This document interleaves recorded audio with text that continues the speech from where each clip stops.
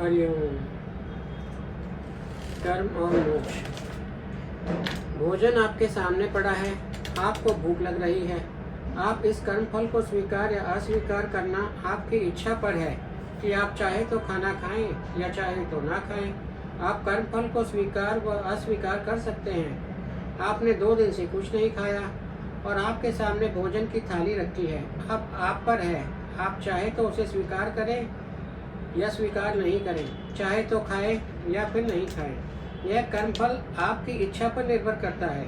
कर्मफल को आप स्वीकार या अस्वीकार कर सकते हैं। इस बात को अच्छे से समझ लें। कर्मफल को स्वीकार करना या अस्वीकार करना आप पर है।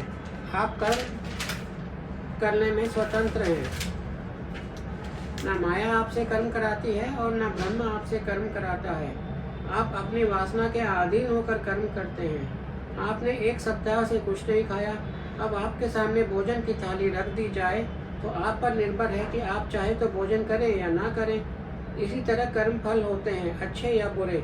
आप चाहे तो भोगें, चाहे तो ना भोगें। जिस काल में वह कर्म का फल उपस्थित हुआ है उस काल को पहचानें और उस काल के व्यतीत हो जाने के बाद वह कर्म फल पुनः उपस्थित नहीं होता।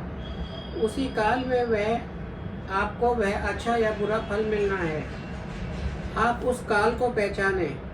उस कर्म फल को, अच्छे या बुरे को, तभी अस्वीकार कर दें या स्वीकार कर लें, यह आप पर निर्भर करता है। काल खंड के व्यतीत हो जाने के बाद वह कर्म फल दोबारा उपस्थित नहीं होता।